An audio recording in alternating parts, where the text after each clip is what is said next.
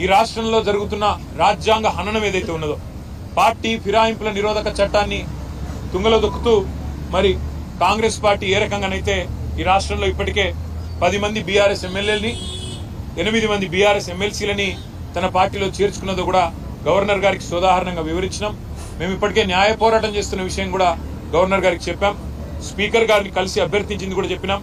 తేదీలతో సహా ఒక అభ్యర్థి అయితే ఖైరతాబాద్ ఎమ్మెల్యేగా బీఆర్ఎస్ టికెట్ మీద గెలిచి మొన్న పార్లమెంట్ కాంగ్రెస్ టికెట్ మీద పోటీ చేసిన విషయాన్ని కూడా వారికి సోదాహరణంగా చెప్పడం జరిగింది.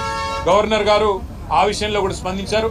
తప్పకుండా నేను గవర్నమెంట్కు ముఖ్యంగా ఇక్కడ ప్రస్తుతం ఉన్న అధికారులకి స్పీకర్ గారికి కూడా నేను విషయం తెలుసుకొని నా పరిధిలో ఉన్నంత వరకు న్యాయం చేసే ప్రయత్నం చేస్తానని చెప్పి వారు చెప్పడం జరిగింది.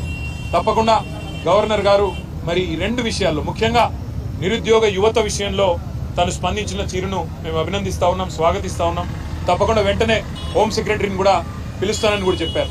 చివరిగా ప్రోటోకాల్ విషయంలో కూడా జరుగుతున్న ఉల్లంఘనలు, మా ఎమ్మెల్యేలకు ఎమ్మెల్సీలకు జరుగుతున్న అగౌరవం, అధికారులు వ్యవహరిస్తున్న తీరు, ప్రభుత్వ నిర్వాహకాన్ని కూడా చాలా వివరంగా గవర్నర్ గారికి చెప్పినాము. గవర్నర్ గారు ఈ విషయంలో నేను ఒక లేఖ రాస్తాను ప్రభుత్వానికి. తప్పకుండా ఎవరి మర్యాద అయినా కాపాడవలసిన బాధ్యత డెమోక్రాటిక్ గా ఎవరు గెలిచినా ప్రజాప్రతినిధి, వారి గౌరవానికి భంగం వాటిల్లితే మంచిది కాదు. నేను ఒక ఉత్తరం కూడా రాస్తాను రాష్ట్ర ప్రభుత్వానికి అని చెప్పారు. దానికి కూడా వారికి అభినందనలు తెలియజేస్తూ భవిష్యత్తులో ఇలాంటి ఏ సమస్య వచ్చినా తప్పకుండా మీరు నా దగ్గరికి రండి, నాకు అన్ని విషయాలు కూడా మీరు చెప్పండి అని చెప్పి కూడా గవర్నర్ గారు చెప్పారు. కేవలం గవర్నర్ గారితోనే ఆగకుండా భారతదేశంలో ఉండే రాజ్యాంగబద్ధమైన పదవుల్లో ఉండే పెద్దలందరూ ఎవరెవరైతే ఉన్నారో వారిని అందరినీ కూడా కలుస్తాం. కాంగ్రెస్ పార్టీ చేస్తున్న నిర్వాకం, ఒకవైపు రాజ్యాంగం పట్టుకొని రాజ్యాంగాన్ని రక్షిస్తున్నట్టు పోజులు కొడుతూ మరొక వైపు రాజ్యాంగాన్ని తుంగలో దొక్కుతున్న వైనం ఏదైతుందో ఇవన్నీ కూడా అటు అవసరమైతే రాష్ట్రపతి దాకా కూడా పోతాము, వారికి కూడా వివరించి చెప్తాం. ముఖ్యంగా తెలంగాణ యువతకి మీ అందరికీ ఇచ్చే మాట, కాంగ్రెస్ ఇచ్చిన ప్రతి హామీ నిలబెట్టుకునేదాకా, పోస్టులు పెంచేదాకా, మీకు న్యాయం జరిగేదాకా మీ తరఫున ప్రధాన ప్రతిపక్షంగా భారత రాష్ట్రంకి ఉంటది. కేసీఆర్ గారు ఉంటారు. తప్పకుండా మీ తరఫున మీ హక్కుల కోసం మేము పోరాడతామని చెప్పి కూడా తెలియజేస్తూ, మీడియా కూడా ఇంత వర్షంలో ఇక్కడ వచ్చి కొంత ఇబ్బందులు పడుతూ కూడా అసౌకర్యం కలిగిన ఉన్నందుకు మీ అందరికి కూడా ప్రత్యేకంగా ధన్యవాదాలు, నమస్కారం.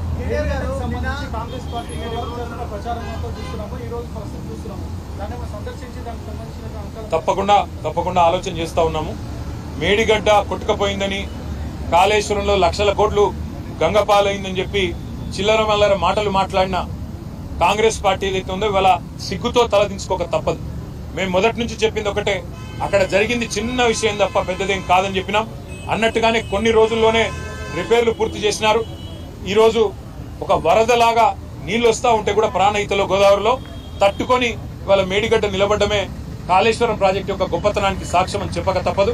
తప్పకుండా తొందరలో సందర్శిస్తాం. ప్రజలకు కూడా ఆ విజువల్స్ తీసుకొచ్చి ప్రజలకు కూడా వివరంగా చెప్తాము. తప్పకుండా వాటిని మీ ద్వారా కూడా ప్రజలకు చూపెడతామని చెప్పి కూడా తెలియజేస్తాము.